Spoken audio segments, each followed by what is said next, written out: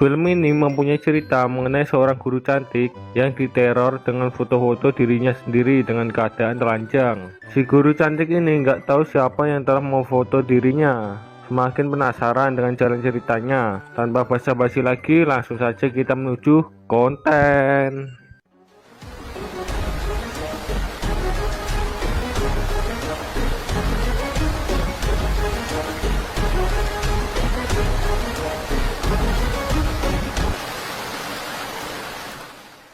Di awal film kita diperkenalkan dengan karakter Minya yang sedang bersiap-siap berangkat sekolah. Sehabis sekolah, Minya bertemuan dengan pacarnya di taman. Kemudian langsung pergi ke tempat karaokean untuk bernyanyi lagu campur sari bersama.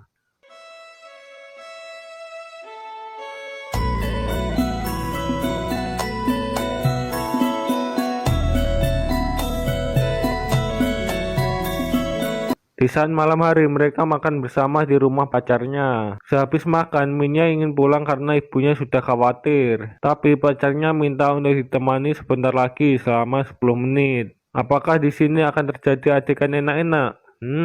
Di sini Minya malah dibuat mabuk sampai tertidur lemah dan tidak bisa pulang. Menurut kalian apa yang akan dilakukan pacarnya ketika melihat cewek mabuk di malam hari di rumah sendirian? Anda salah. Si pacar malah merekam dan menjual ceweknya untuk digilir oleh orang-orang yang berotak mesum. Memang bangsat pacarnya ngasu memang. Mending sama aku aja mbak. Singkat cerita, Minya yang sudah di rumah menangis sambil melihat videonya digilir oleh orang-orang tak berotak. Ibunya yang mendengar suara dari kamar anaknya langsung mengecek. Tapi Minya langsung pura-pura tidur dengan mata yang penuh air mata. Di pagi harinya, Minya minta untuk pindah rumah ke Seoul kepada ibunya. Tapi ketika ibunya tanya kenapa, Minya bilang tidak apa-apa dan langsung pergi berangkat sekolah. Di saat Minya pulang sekolah, ia dicegat oleh mantannya dan diancam kalau videonya akan disebarkan. Minya yang takut pun langsung menuruti semua perkataan mantannya, sampai ia harus rela digilir untuk kedua kalinya. Memang laki-laki bangsat anjir, tancuk. Coba deh Sanji langsung diajar mereka. Di esok harinya, polisi mendatangi ibunya Minya untuk memberikan berita buruk mengenai anaknya yang telah digilir oleh orang-orang tak berotak. Ibunya yang mengetahui itu langsung menangis histeris dan meminta tolong kepada polisi untuk menangkap semua pelakunya. Singkat cerita, semua pelakunya telah tertangkap dan sekarang Minya dan ibunya langsung pindah rumah ke kota dan Minya mengganti namanya dengan Seorin.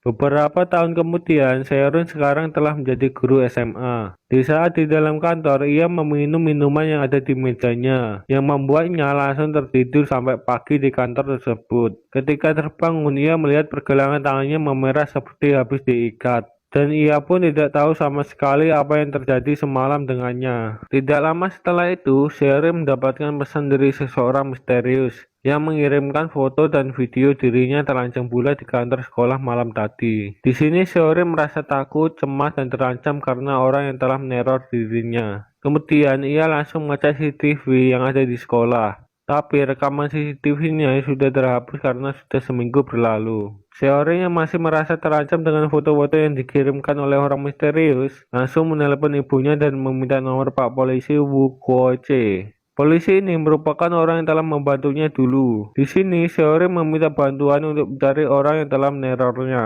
Tapi sayangnya Pak Polisi sudah pensiun menjadi polisi beberapa tahun lalu. Singkat cerita, Seorin mengajar di kelas. Tiba-tiba ada pesan misterius yang membuat HP satu kelas berbunyi semua. Di situ juga terdapat akun orang yang meneror Seorin. Akun misterius tersebut bernama Master. Master di sini mengetik pesan hitungan mundur dari 10 sampai 1. Guru Seorin yang cemas dan takut menyuruh siswanya untuk mematikan HP, tapi tidak didengarnya. Sampai akhirnya si Master mengirimkan foto perempuan telanjang. Kemudian pandangan satu kelas langsung tertuju ke satu siswa perempuan tersebut. Karena malu, perempuan itu langsung lari keluar ruangan. Di sini guru Seorin menyuruh ketua kelasnya untuk mengumpulkan semua HP dan langsung mengejarnya. Mereka berdua pun langsung mengobrol mengenai masalah ini. Kemudian Seorin menyarankan untuk lapor polisi, tapi ia tidak mau karena nanti akan datang berita baru dan orang-orang akan tahu.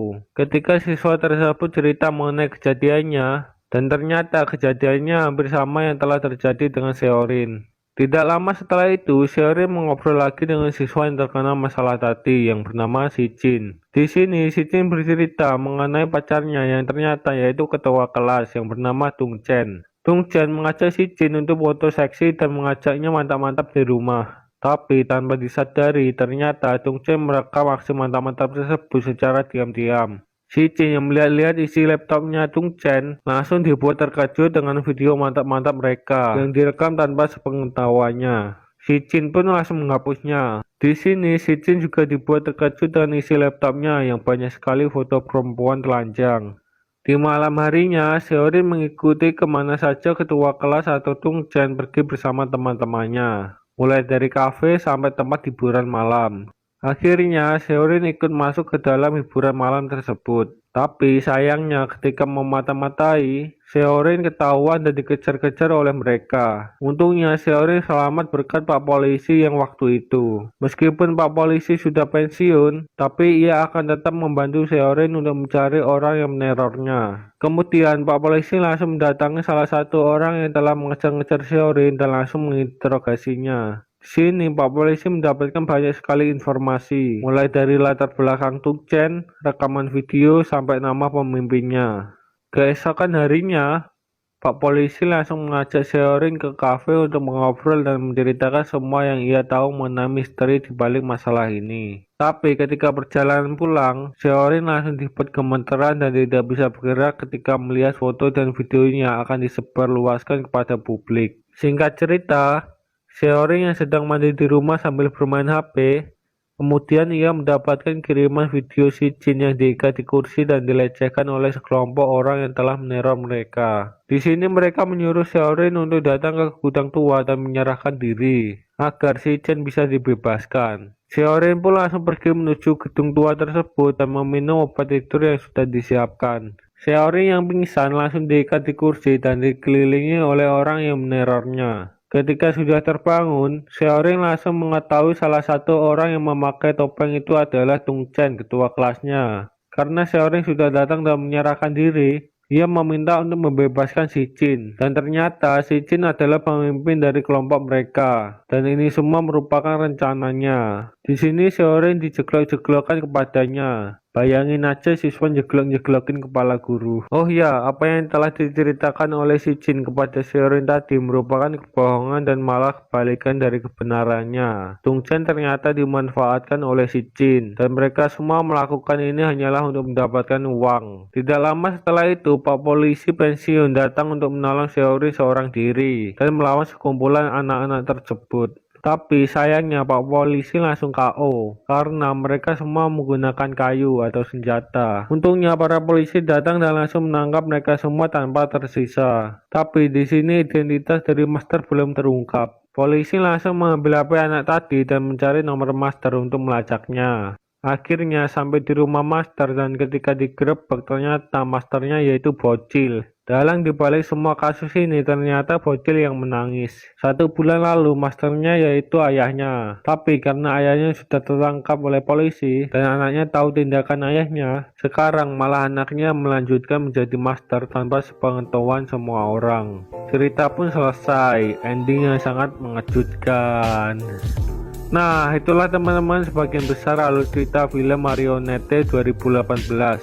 Menurut kalian bagaimana mengenai film ini? Bisa kalian tuliskan di kolom komentar. Menurutku film ini sangatlah seru dari jalan ceritanya dan akting para aktornya. Ditambah lagi ada adegan enak-enak masal, sehingga menambah nilai dalam film ini.